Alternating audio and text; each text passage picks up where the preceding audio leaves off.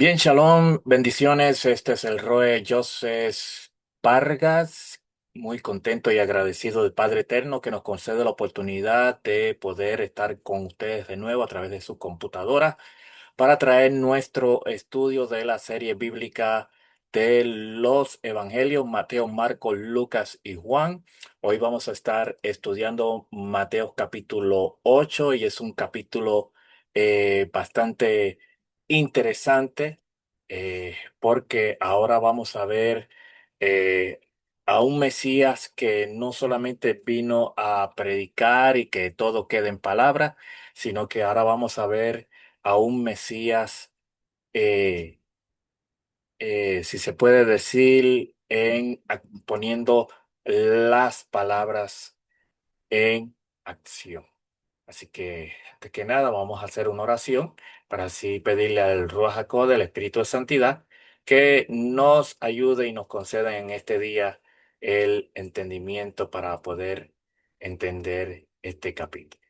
Bendito eres tú, Hashem, Elohim, nuestro Rey del universo, y Elohim de Abraham, Isaac, de Jacob. Te damos gracias, Padre amado, por este tiempo. Nos concedes la oportunidad de podernos reunir, Señor, y que en esta noche, en este día, Señor, Padre, tú nos des entendimiento, sabiduría, Señor, a través de este capítulo 8 del Evangelio de Mateo, Señor, y que a través de tu Ruach HaKodesh tú nos ayudes a seguir, Señor, aprendiendo de nuestro Mesías y nuestro Salvador. Padre, a conocerlo, Señor, en su ministerio, en su vocabulario, en su enseñanza, Padre eterno. Nos ponemos en tus manos por los méritos y en el nombre de Yeshua, nuestro Mesías y nuestro Salvador. Amén.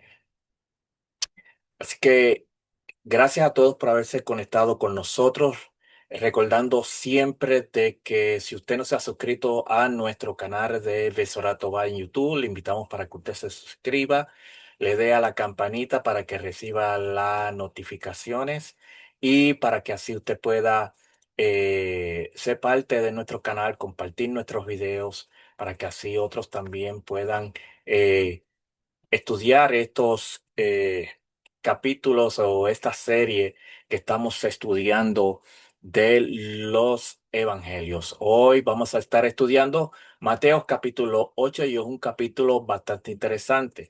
¿Por qué? Porque Mateo 8 marca un cambio importante en el ministerio de Yeshua, porque después de enseñar sobre el reino de los cielos en Mateo capítulo 5 al capítulo 7, que es donde él está hablando sobre, enseñando sobre el sermón del monte, ahora vemos cómo esas enseñanzas que él enseñó en la montaña o en ese monte, se manifiestan a través de acciones concretas.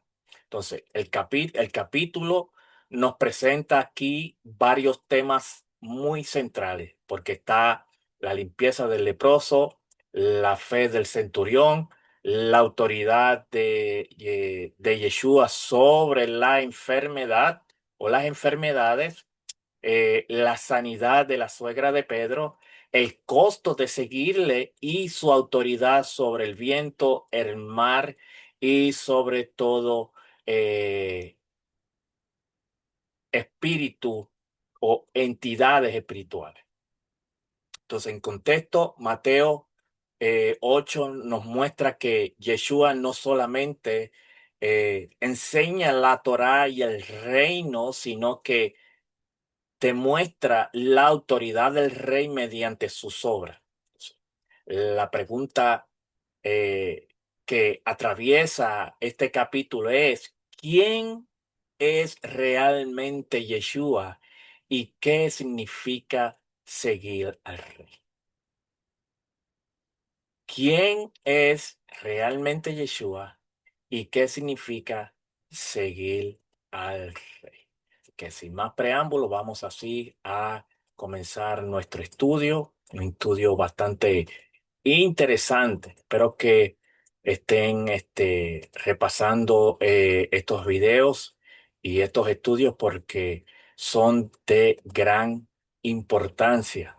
Recuerde que como nos enseñan nuestros maestros, usted no tiene que creerme totalmente a mí o lo que le enseño o lo que ¿verdad? Le muestro como información.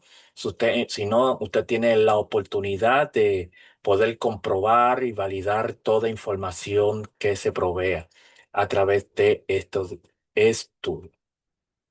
Entonces, Yeshua, el rey que manifiesta el reino, un estudio exegético de Mateo capítulo 8 en el contexto cultural, histórico y profético del antiguo Medio Oriente. Entonces, como primer tema tenemos lo que es el orden doctrinal de Mateo. Y esto es una estructura mesiánica porque, como dije al principio, Mateo agrupa aquí 12 milagros. A diferencia de Marco, quien sigue un orden cronológico, y de Lucas, quien prioriza el eje moral. Entonces, aquí Mateo organiza 12 milagros consecutivos con propósito doctrinal, y es de validar la autoridad soberana del rey después del Sermón del Monte, que lo estudiamos en clases pasadas en Mateo capítulo 5 al capítulo 7 y esos videos están en nuestro canal, si usted no los ha visto, para que vaya allí y los vea. Recuerden que el número 12 evoca a las tribus de Israel y la plenitud del pueblo del pacto. Entonces, el ministerio como irrupción del reino. Vemos aquí en Mateo 8 que cada milagro no es un acto aislado de compasión. Es la irrupción del Malkuth Samain, o sea, del reino de los cielos, sobre la enfermedad, el mal y la muerte. Entonces, Yeshua aquí nos demuestra que donde el rey está presente, el orden caído cede. La exégesis rabínica del siglo I esperaba que el Mesías restaurara la salud de Israel como señal inequívoca de la era mesiánica, y eso está en Isaías capítulo 35, los versos 5 y 6. Entonces, la tesis central de Mateo 8 es una galería de credenciales reales, no simplemente una colección de relatos de sanidad. Entonces, como primer tema tenemos el leproso, el pueblo del reino restaurado. Y tenemos los capítulos 8 de los versos del 1 al 4, que es donde nos habla cuando Yeshua descendió del monte. Sabemos que le seguía mucha gente, y cuando él descendió de este monte, vino un leproso, se postró ante él diciendo: Señor, si quieres puedes limpiarme. Y vemos que en el verso 3 Yeshua extiende su mano y lo toca diciendo: quiero ser limpio. Y al instante la lepra de este hombre desapareció. Entonces Yeshua le dijo: mira, no lo diga a nadie, sino ve, muéstrate al sacerdote y presenta la ofrenda que ordenó Moisés para testimonio. Entonces, tenemos que entender algo aquí importante, que en el contexto cultural e histórico, en el primer siglo, el leproso, el Metzorá, vivía fuera del campamento de acuerdo a Levíticos capítulo 13 y capítulo 14. Esta persona que tenía Metzorá era excluido de la sinagoga, del templo y de toda su vida comunitaria. Entonces, la lepra era extendida no solo como una era entendida no solo como enfermedad física, como señal de impureza espiritual. Número 12 asocia a la lepra con la rebelión de Miriam. El leproso se acerca a Yeshua violando el protocolo social al él, al esta persona no gritar tamé, tamé, o sea, impuro e impuro. Entonces, en el verso 1, cuando dice de las grandes multitudes que le siguieron, aquí la gente vería que Yeshua no solo es el Mesías de palabras, sino que también lo es en Hechos capítulo 8 y el capítulo 9.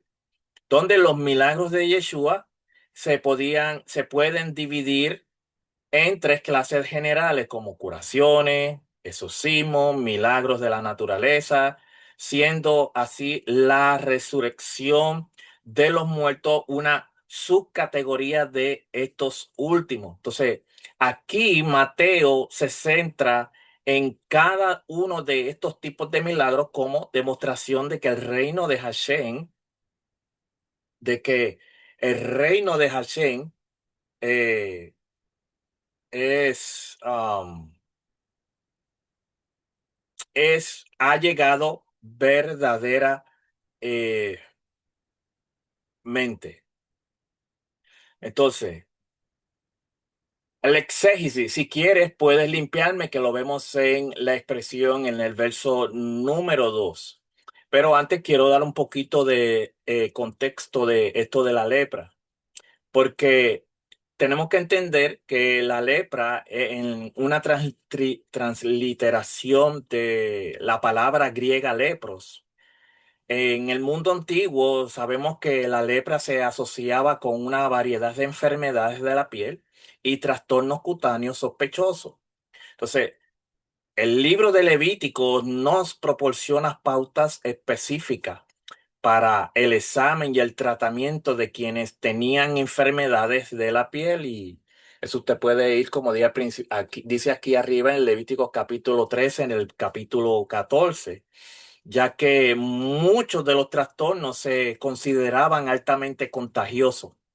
Sin embargo, la línea entre la impureza médica y la espiritual a menudo se desdibujaba debido a la incertidumbre del diagnóstico.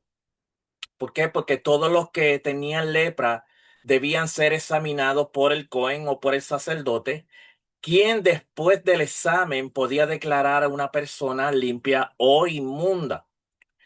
Entonces, si esta persona se encontraba leprosa, el individuo enfermo debía ser aislado del resto de la comunidad, obligado a usar ropa rasgada, cubrirse la parte inferior de la cara y gritar inmundo, inmundo. Pero aquí en este capítulo vemos algo interesante, porque este hombre rompe con ese protocolo al acercarse a Yeshua y no gritar tamé, tamé, impuro, impuro.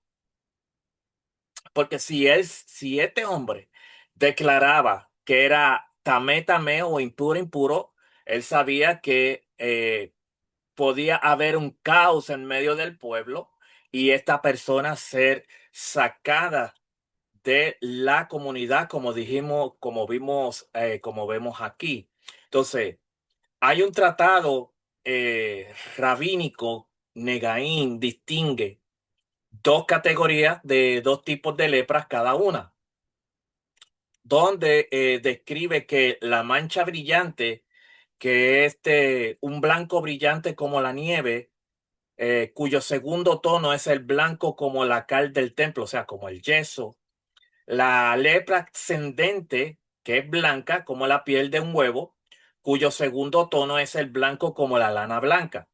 Entonces, la concepción moderna de la lepra aquí trae a la mente la terrible y debilitante enfermedad conocida como la enfermedad de Hansen, que es causada por el bacilo Mycobacterium leprae, y esta enfermedad es frecuente en las zonas bajas, húmedas, tropicales y o subtropicales del mundo, donde la mayoría de los casos se encuentran en estos países como decir Asia, África, Sudamérica y las islas del Pacífico. Entonces, eh, vemos aquí algo interesante. ¿Qué nos enseña estos primeros versos? Y es que vemos a este hombre rompiendo con el protocolo de seguir las normas que se habían pautado desde Levítico. Entonces, donde este hombre no dejó saber que era una persona leprosa e impura. Entonces, ¿por qué? Como dije al principio, la lepra era una considerada una enfermedad bastante contagiosa y esta persona tenía que ser aislada, retirada de lo que era de su comunidad, de su vida cotidiana. Entonces, él le dice a Yeshua, si quieres puedes limpiarme, que es en el verso 2. Entonces, el verbo griego katarizai, limpiar, es el mismo usado en los rituales de Levítico. El leproso, vemos aquí que no duda del poder de Yeshua, sino que presenta su voluntad soberana, donde vemos a nuestro Mesías Yeshua diciéndole, yo quiero, yo quiero, declarando la voluntad expresa de Hashem de restaurar a su pueblo excluido. Entonces, el toque rompiendo barreras sin contaminarse. Vemos a los líderes religiosos, fariseos y escribas que evitaban contacto con impuros por temor de ser descalificados para el servicio del templo. Y tenemos a través de la Torá, a través de la palabra, tenemos varios estudios y especialmente uno de ellos que donde una persona sabemos que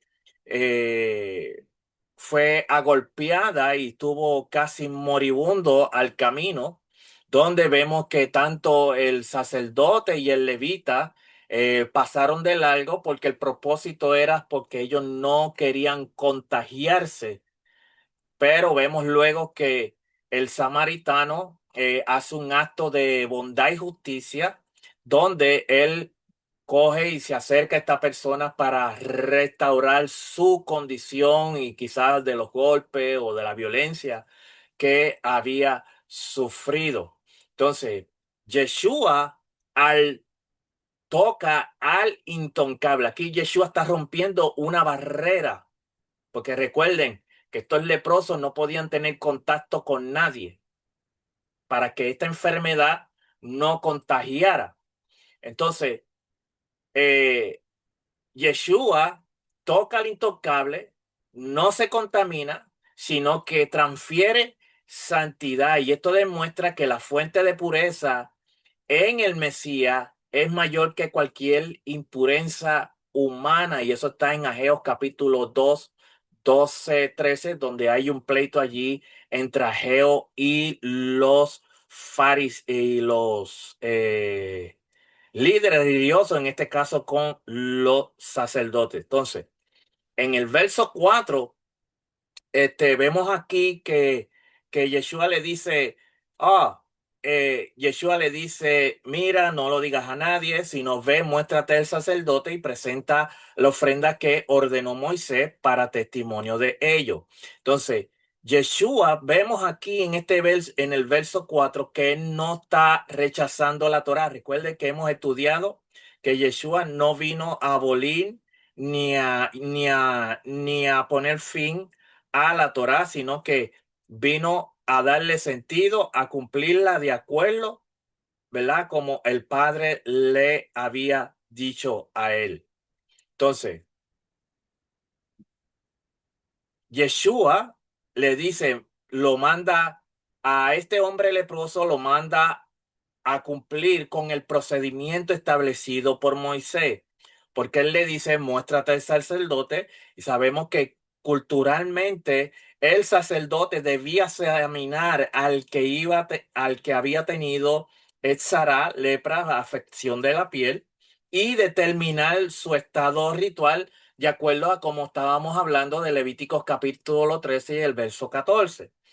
Entonces luego le dice que presente una ofrenda para testimonio de ellos, como lo dice en Levíticos 14, donde, donde se establece la ofrenda y el proceso de reintegración de la persona a la comunidad. Entonces, cuando le dice para testimonio a ello, la sanidad, eh, eh, lo que sería una evidencia visible para los sacerdotes de que el hombre había quedado limpio y podía volver a participar plenamente en la vida comunitaria. Entonces, luego Yeshua le dice, pero no lo digas a nadie. ¿Por qué? Porque Yeshua está evitando que el milagro se convirtiera simplemente en un espectáculo o fama. Por eso Él lo manda a cumplir el proceso que había sido establecido por la Torá. Entonces, vemos aquí en estos primeros cuatro versos donde Yeshua sana al hombre, pero no elimina la Torá. Recuerde, vino a cumplirla, vino a ponerla por obra, vino a darle el verdadero sentido. Entonces, Yeshua luego lo devuelve a la comunidad siguiendo el procedimiento de Moisés y eh, el sacerdote o el Cohen debía confirmar públicamente la restauración de este hombre. Por eso vemos aquí, Yeshua ordena al sanado presentarse al Cohen y ofrecer la ofrenda de Levítico. Por 14, ¿por qué? Porque aún no había llegado la cruz, Yeshua no había ido todavía al madero.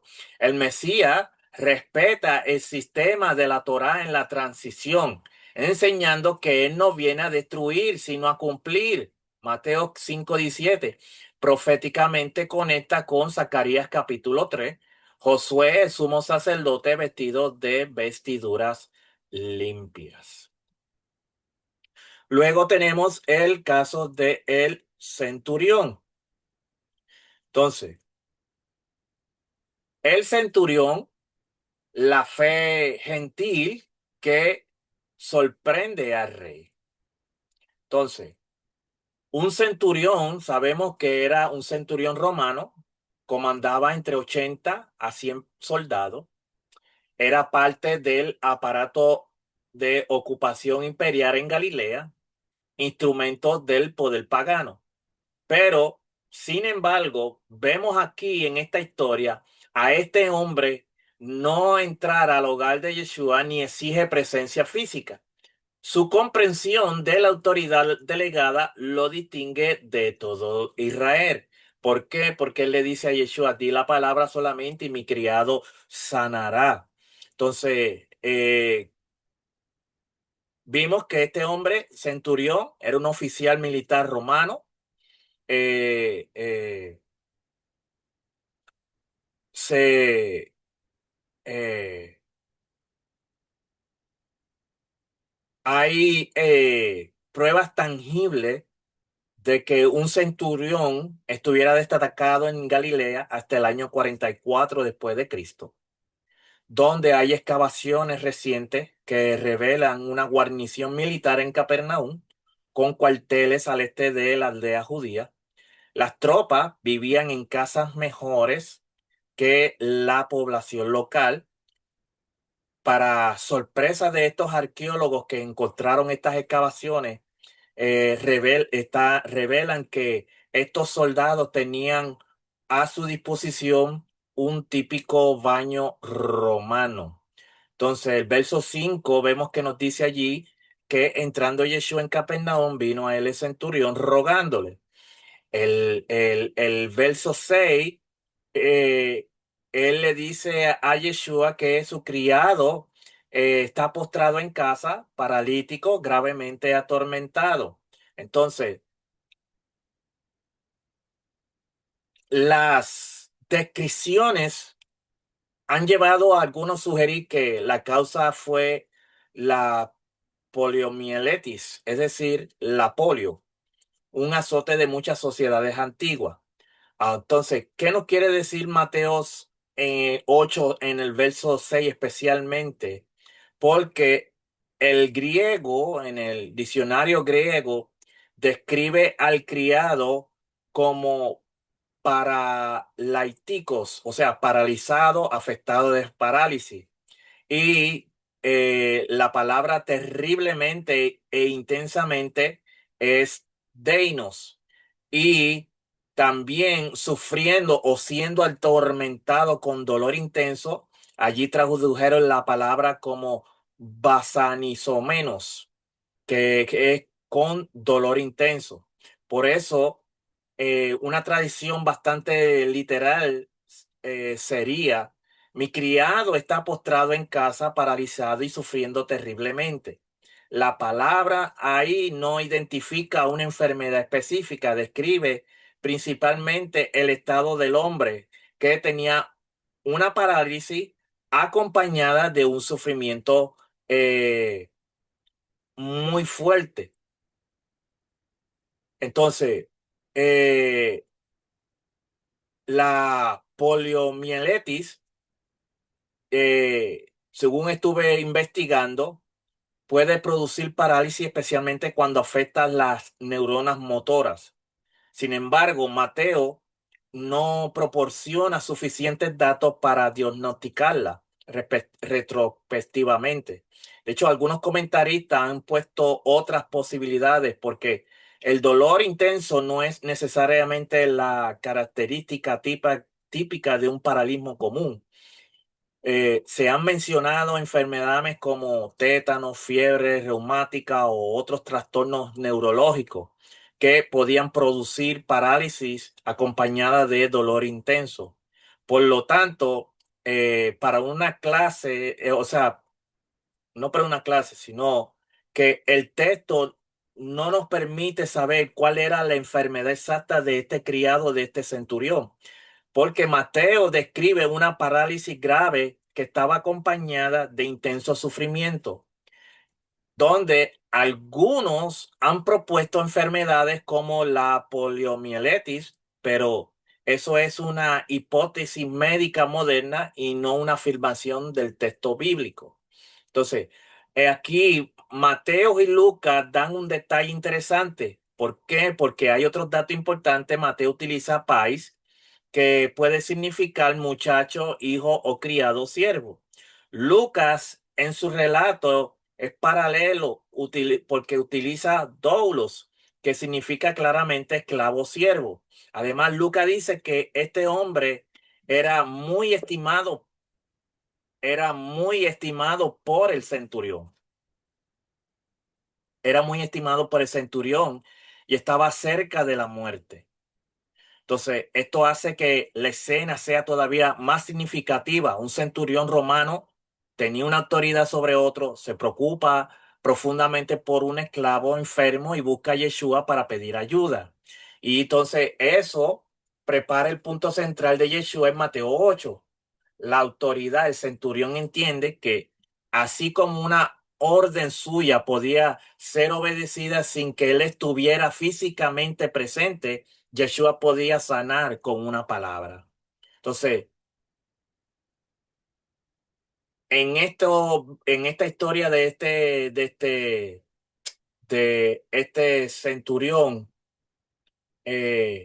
no podemos decir que el criado tenía polio, sino tenía una parálisis severa con dolor intenso. ¿Por qué? Porque la causa médica exacta no se nos revela, porque la polio es solamente una de varias de posibilidades. Entonces, aquí la frase griega hypo, exoisian, bajo autoridad, revela una teología profunda. Así como un soldado obedece órdenes del mando a distancia, la palabra de Yeshua trasciende el espacio, y esta fe es reconocida como superior a la de Israel religioso. Entonces vemos aquí la profecía cumplida: vendrán del oriente y del occidente a sentarse con Abraham, Isaac y Jacob en el reino. Entonces, en el verso 8 dice: respondiendo el centurión dijo, Señor, no soy digno de que entres bajo mi techo, solamente di la palabra. Entonces, aquí el centurión muestra sensibilidad hacia el pueblo judío cuando se considera indigno de recibir al maestro judío Yeshua en su hogar gentil, porque entrar, sabemos que entrar en la casa de un gentil convertía ceremonialmente a un judío impuro. Y eso está en Hechos capítulo 10 28, donde está la historia de Pedro con el centurión, ¿verdad? Un dicho rabínico afirma que las moradas de los gentiles son impuras. Entonces, Mateo 8:8, la palabra del centurión tienen varios niveles de significado, porque él dice, no soy digno, donde él ahí está expresando humildad, respeto ante Yeshua. No está reclamando autoridad, sino reconociendo la autoridad de Yeshua. Cuando él dice que entres bajo mi techo, eh, el centurión probablemente está reconociendo que él es gentil y que Yeshua como judío podía evitar entrar en una casa gentil por las cuestiones de pureza ritual, porque Hechos capítulo 10 verso 28 vemos, confirma que existía esa sensibilidad cultural. Pedro explica para un judío no era habitual relacionarse o entrar en casa de un gentil. Entonces, en un tratado de la Mishnah o Jalot 18:7 refleja una tradición posterior que consideraba las viviendas gentiles como fuentes de impureza ritual. Pero aquí hay algo importante. El texto no dice que Yeshua considerara al centurión moralmente impuro ni que rechazara entrar por medio a contaminarse. El énfasis está en la fe del centurión y en su comprensión de la autoridad. ¿Por qué? Porque el centurión incluso usa su propia experiencia militar cuando él dice, yo también soy hombre bajo autoridad. Entiende que si una orden de él produce obediencia, cuanto más una palabra de Yeshua puede producir sanidad. O sea, en pocas palabras, el centurión lo que estaba diciendo era, no necesitas entrar físicamente en mi casa, sé que tu autoridad, o sea, Yeshua, es suficiente para sanar desde donde se está. Entonces, es ahí donde Yeshua destaca precisamente esa fe y confianza en su autoridad. Porque luego en el verso 11, Yeshua dice, y os digo que vendrán muchos del oriente y del occidente, como vemos aquí abajo, cumpliéndose tanto las profecías del Salmo 107:3 e Isaías capítulo 49, 12. Y eso señala la amplitud de los pueblos que vendrán de los confines de la tierra, donde en el Antiguo Testamento anticipó la inclusión de todos los pueblos de la tierra en el banquete escatológico que nos dice Isaías capítulo 25, los versos 6 y 9, y capítulo 56, los versos del 3 al 8. Entonces, aquí en Mateo capítulo 8, verso 11, Yeshua está ampliando la visión del reino. ¿Por qué? Porque cuando usa la expresión Oriente y Occidente, son personas de muchos pueblos y naciones, no solamente se está refiriendo a Israel, que se sentarán a la mesa en un lenguaje de comunión, aceptación y participación en el reino de Hashem. Entonces, la imagen viene del banquete escatológico, anunciado, que fue anunciado por los profetas, especialmente en Isaías capítulo 25, los versos 6 y 9, donde vemos a Hashem que prepara un banquete para los pueblos. Entonces, Isaías 56, los versos 3 al 8, también anticipa que extranjeros, o sea, refiriéndose a nosotros, que se acerquen al Dios o al Elohim de Israel, pueden ser recibidos en su casa. Por eso, aquí Yeshua está mostrando que la pertenencia al reino no se determina simplemente por descendencia física, sino por la respuesta de fe y fidelidad a Hashem. O sea, en pocas palabras, lo que Yeshua está anunciando es que el propósito de Hashem alcanza todas las naciones y que esas personas y que personas de fuera, o sea, de Oriente y de Occidente, y que personas de fuera de Israel participarían en las bendiciones del reino junto con los fieles de Israel. Tremendo privilegio que nos da el Eterno aquí. Entonces, el verso dice, 12 nos dice, mas los hijos del reino serán echados a las tinieblas de afuera y allí será el lloro y el crujir de dientes. Entonces, los súbditos del reino vemos que serán arrojados afuera, porque la expresión súbdito del reino, literalmente hijos del reino, es un semitismo que apunta al Israel nacional, cuyos líderes han asumido el derecho exclusivo al reino de Hashem a través de su herencia abrahámica. Y eso usted lo puede leer en Génesis capítulo 3, los versos 8 y 9. Y aquí algo interesante porque Yeshua pinta un cuadro lamentable del futuro de Israel impenitente con términos comunes a las descripciones del infierno o Gehenna, donde estos temas no son muy diferentes de los profetas que constantemente llamaban a Israel a volver a Hashem. Entonces, la expresión hijo del reino, lo que significa literalmente los que pertenecen al reino. Por eso en Mateo, aquí en el capítulo 8 en el verso 12, Yeshua está señalando especialmente a israelitas que confiaban en su descendencia de Abraham, pero no respondían con fe y obediencia. Entonces, la enseñanza aquí es que la herencia de Abraham por sí sola no garantizaba participar en el reino. Por eso, Yeshua usa la imagen de las tinieblas de afuera. Luego, lenguaje de juicio que recuerda a los profetas cuando llamaban a Israel al arrepentimiento. Entonces, hay una referencia importante en Génesis capítulo 3, 8 y 9. Y allí esa expresión parece ser un error porque probablemente eh, allí en Génesis se quiso citar a Mateo capítulo 3 verso 8 al 9 donde Juan confronta precisamente la confianza de la descendencia de Abraham. Entonces en el verso 13 es donde dice que Yeshua le dijo el centurión, ve y como creíste, te sea hecho, y su criado fue sanado en aquella misma hora o en aquella mismo día. Y a diferencia de otras historias de curación que circulaban en el judaísmo, este relato de la autoridad de Yeshua como el que cura por sí mismo, no como alguien intermediario, lo distingue de todos los demás. Entonces, Mateo 8:13, la idea principal es la autoridad de Yeshua sobre la enfermedad, incluso sin estar físicamente presente, porque el centurión pidió que Yeshua sanara a su criado, pero reconoció que no era necesario que Yeshua fuera a su casa. Bastaba que Yeshua diera la orden.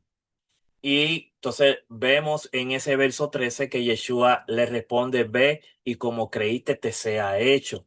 Entonces, en el criado quedó sano en aquella misma hora. Entonces, Mateo aquí está enfatizando la eficacia inmediata de su palabra. Y esto presenta a Yeshua no como alguien que necesita realizar un ritual, porque tocar al enfermo, utilizar un objeto, sino a alguien cuya palabra tiene autoridad para producir la sanidad. O sea, hay un rabino que se llama Rabí Hanina Mendoza. Según estuve estudiando, este rabino es conocido en la tradición rabínica por los relatos de oración por enfermo a distancia. En el tratado Berajó 34b se cuenta que oraba por los enfermos y podía saber si su oración había sido favorable. Pero la diferencia importante es esta. Hanina, o sea, el rabino, aparece como alguien que ora a Dios para que sane. Pero Mateo presenta a Yeshua ordenando, garantizando la sanidad con su propia palabra. Por eso, la comparación ahí es útil, pero conviene expresarla con cuidado. ¿Por qué? Porque no significa que Yeshua fuera simplemente otro sanador judío a distancia, sino que Mateo utiliza el episodio para destacar su autoridad extraordinaria. O sea, en pocas palabras, la diferencia está en la fuente de autoridad, porque Rabino Hanina intercede ante Hachem por el enfermo, pero Yeshua habla con autoridad y el enfermo queda sano. Entonces, Mateo lo que quiere mostrar es que su palabra tiene poder aún de distancia. Entonces, luego tenemos el caso de la suegra de Pedro. La suegra de Pedro, restauración para el servicio. Mateo capítulo 14, 8, perdón, a 15. En el contexto geográfico, Capernaum, ciudad costera del mar de Galilea, era el centro operativo del ministerio de Yeshua. Pedro, Simón, tenía casa allí. En el mundo mediterráneo del siglo I, el hogar era el núcleo de la identidad familiar y social. Yeshua entra a la casa, santificando el espacio doméstico como territorio del reino. El exégesis y la fiebre, pairetos en griego, en la medicina antigua era considerada un ente casi espiritual, si se puede decir, no de, para no usar la palabra demoníaco, perdón, que quedaba, que quemaba. Esta enfermedad lo que hacía era que quemaba el cuerpo. Marco y Lucas mencionan que Yeshua reprende la fiebre, lenguaje usado también contra espíritu. El gesto de tomar la mano, exatos heiros austes, es un acto de autoridad gentil y persona. Entonces, eh, vemos aquí que Yeshua entra en la casa de Pedro, entra en la casa de Pedro. Y la suegra de Pedro está enferma con una enfermedad grave, una fiebre, que esta fiebre, según estamos leyendo aquí, eh, eh, quemaba el cuerpo. Entonces, la tesis, sanidad capacita para el servicio. El texto dice que ella se levantó y le servía. El verbo diaconei, servir, ministrar, es el mismo usado para describir el servicio de los ángeles a Yeshua, capítulo 4, verso 11, y el llamado del discípulo. La restauración del reino no es para el beneficio personal exclusivo, sino para el retorno al servicio activo. Entonces, cuando conectamos esto con la Torá, la mujer restaurada refleja a Israel siendo levantado de su postración para servir a Hashem. Isaías capítulo 61, donde le dice, levántate y resplandece. Pero aquí, en este verso 17, en el verso 17, vemos aquí algo interesante. ¿Por qué? Porque el verso 17 nos dice para que se cumpliese lo dicho por el profeta Isaías cuando dijo, él mismo tomó nuestras enfermedades y llevó nuestras dolencias. Entonces, aquí vemos la profecía de Isaías cumpliéndose, donde vemos a Yeshua que toma nuestras enfermedades y carga nuestras dolencias. Y esta es otra alusión de Mateo al siervo de los profetas de Isaías, profecía de Isaías. Porque Isaías capítulo 53:4 está centrándose en el papel del siervo de traer sanidad. Entonces, el siervo lleva las enfermedades de otros a través de su sufrimiento y muerte, como hizo Yeshua, donde muchos eruditos modernos dudan de que los judíos del primer siglo hubieran interpretado a Isaías 53:4 mesiánicamente, pero sabemos que algunos textos rabínicos posteriores conocían una interpretación mesiánica del pasaje. Oye, Mateo 8:17 conecta las sanidades realizadas por Yeshua con Isaías 53:4. La idea es que Yeshua actúa como el siervo de Hashem, que en hebreo lo que quiere decir es Evet Hashem, quien toma sobre sí el sufrimiento y las dolencias de otros. Pero aquí hay que hacer una distinción importante, porque Mateo está aplicando a Isaías 53:4 a Yeshua, aunque no se pueda afirmar con seguridad de que todos los judíos del siglo I entendieran originalmente ese pasaje como una profecía mesiánica.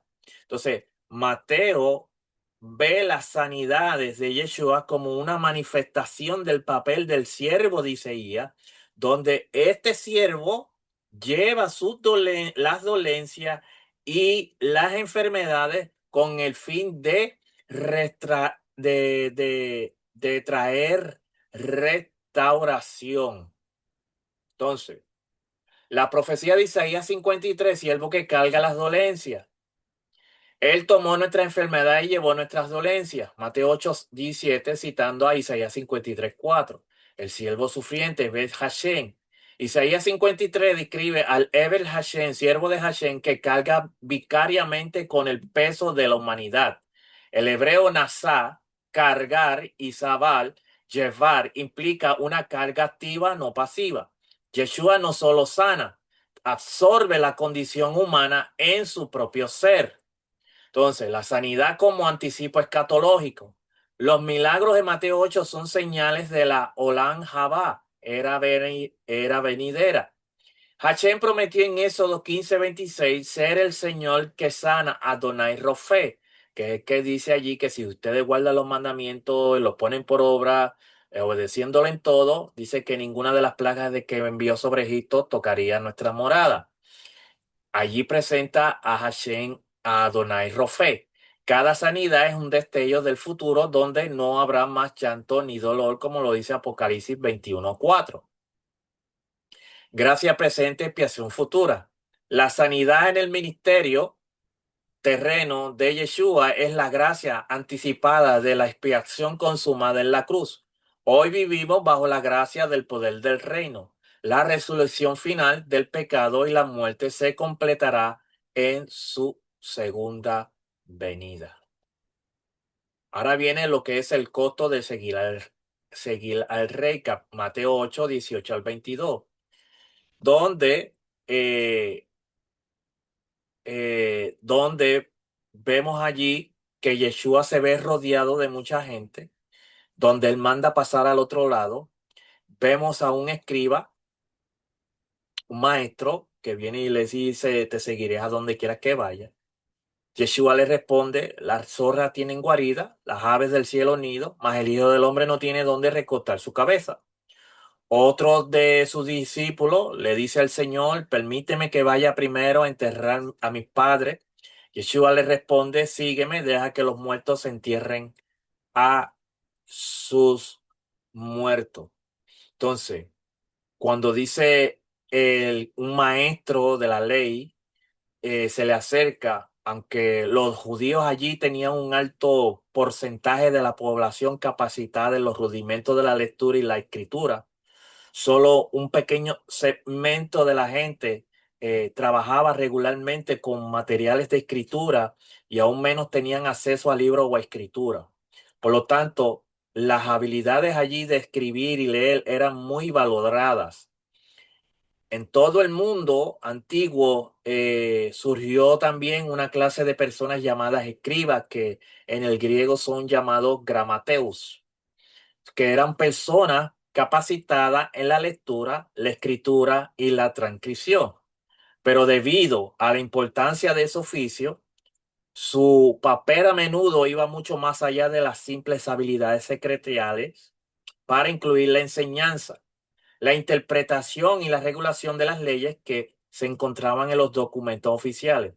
Pero en el judaísmo se habían desarrollado una clase de escribas que eran expertos en la interpretación y la enseñanza de las escrituras. De ahí es el nombre de maestro de la ley. Entonces vemos que este hombre le dice a Yeshua, maestro, te seguiré a donde quiera que vaya. Entonces, este maestro de la ley tiene en mente el tipo de relación de maestro-discípulo, en la que el aspirante a discípulo examina a varios maestros y luego se enumera a sí mismo para seguir al maestro más popular, al mejor equipado, o sea, en este caso, a Yeshua. Entonces, en el contexto cultural, en el medio antiguo, enterrar al padre era la obligación sagrada más alto de un hijo. Desatenderla era deshonrar familiar absoluta. Un escriba oficial de la ley, un intérprete de la ley y un discípulo anónimo representan dos tipos de seguidores potenciales: el entusiasta impulsivo y el que se aferra a compromisos previos. En la exégesis, el Hijo del Hombre no tiene dónde recortar la cabeza, como nos dice el verso 20. La expresión Bar Enash, hijo de hombre, proviene de Daniel 7:13, figura de autoridad celestial que recibe el reino eterno. Su falta de hogar no es queja, sino declaración de que su reino es de naturaleza espiritual y eterna, no territorial ni temporal. La expresión deja que los muertos entierren a sus muertos nos dice el verso 22. Los muertos espirituales, aquellos sin vida del espíritu, pueden encargarse de las obligaciones del sistema, el llamado al discípulo, y exige prioridad absoluta al reino sobre cualquier otro vínculo, incluso sagrado. Y en la tesis, el discipulado rompe con el sistema. ¿Por qué? Porque Yeshua enseña que seguirle implica. Esto es algo que nosotros debemos de tener en cuenta. Porque Yeshua enseña que seguirle implica soltar las redes de seguridad de este orden. No es crueldad ni indiferencia familiar. Es la urgencia escatológica del reino. La Torá misma anticipó esta exigencia en el llamado de Abraham: sal de tu tierra y de tu parentela. Génesis 12:1. ¿Por qué? Porque el verdadero discípulo no pregunta cuánto cuesta seguir. Ya sabe que el costo es todo y que la ganancia es el rey mismo. Entonces luego tenemos la tempestad que se levanta de los versos 23 al 27. En el contexto geográfico homológico, el mar de Galilea, el Kineret, es conocido por sus tormentas repentinas causadas por el contraste de temperaturas entre sus costas y los montes circundantes. Cuando yo fui a Israel, que estuve montado en un barco que nos llevan eh, a pasear en medio del mar de Galilea, nos hicieron esta historia. Sin embargo, en la cosmovisión del antiguo cercano oriente y en la literatura apocalíptica judía, el mal y el viento eran esferas de actividad de potencias angélicas caídas, según Daniel 7:2-13 y Primera de Enoc 60:16. Entonces, el sueño del rey, verso 24. Yeshua duerme en medio de la tormenta, imagen de perfecta confianza en el Padre. El Salmo 121:4 dice que el guardián de Israel no dormita ni duerme. Que el Mesías duerma es paradoja. El rey descansa porque, eh,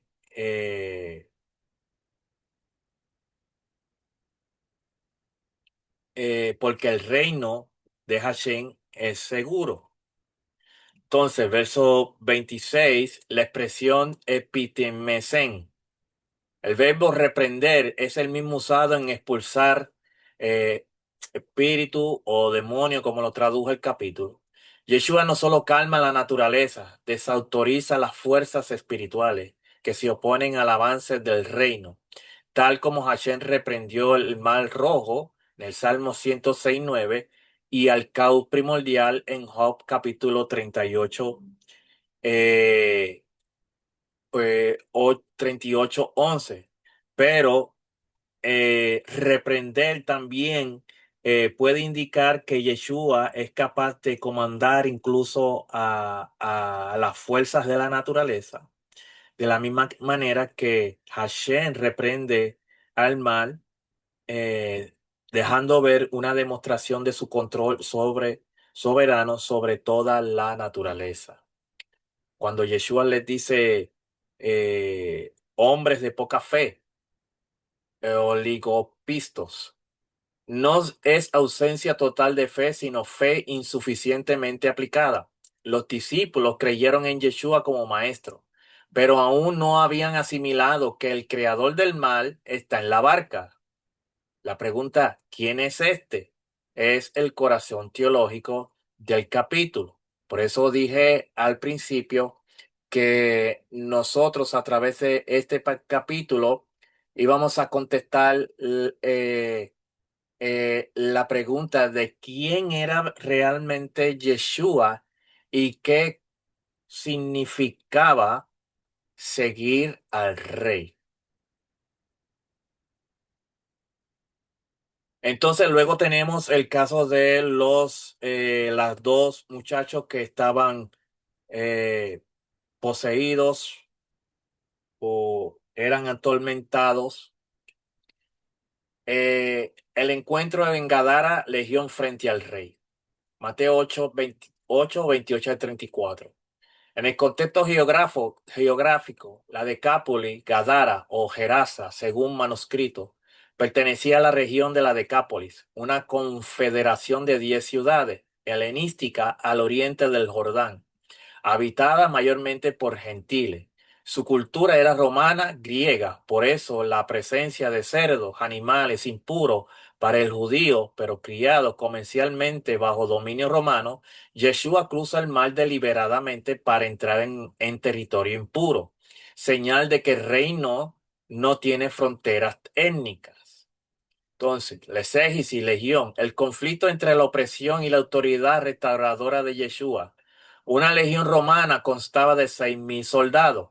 El nombre Legión es un autoproclamado de los espíritus. Son multitud, son organizados, son militares.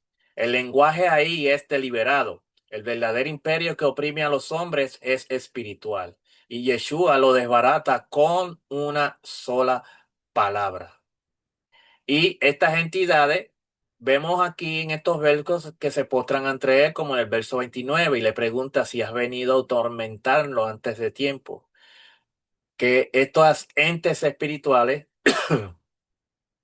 estaban reconociendo la autoridad judicial y el calendario establecido por Hashem según Primera de Nos 16:1 y Apocalipsis 20:10. Los celdos eran símbolos de impureza ritual, perecen en el mal, mientras el hombre creado a imagen de Hashem es restaurado. El valor de una persona excede cualquier economía. Entonces, en primera de no 16:1 dice gráficamente que estos espíritus malignos corromperán hasta el día de la gran conclusión, hasta que la gran era se consuma, hasta que todo haya concluido sobre los vigilantes y los malvados.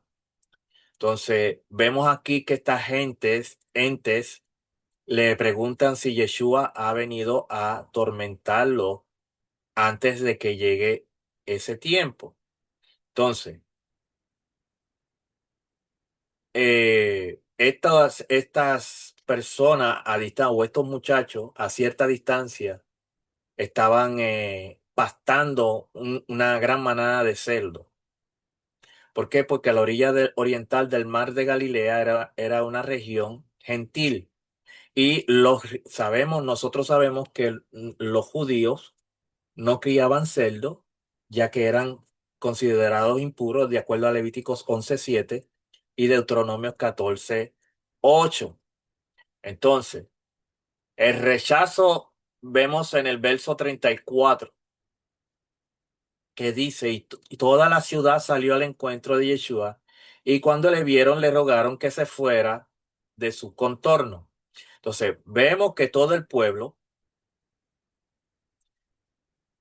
le dice a Yeshua que se vaya, porque estas ciudades eran prominentes en comercios y tenían este hato de cerdos.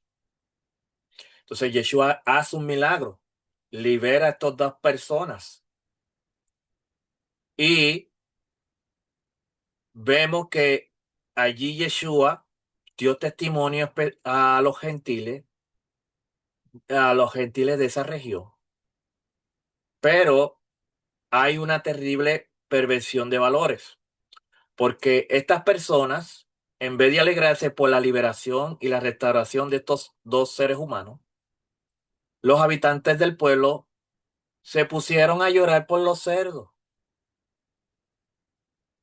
Entonces, el rechazo de la ciudad, cuando los gadarenos ven al endemoniado vestido y en su sano juicio, le ruegan a Yeshua que se vaya. El comienzo de los cerdos valía más que la libertad del hombre. Es el primer rechazo registrado al ministerio del Mesías por razones económicas. Una advertencia profética al corazón humano que elige sus negocios por encima del rey. Algo que hay que meditar.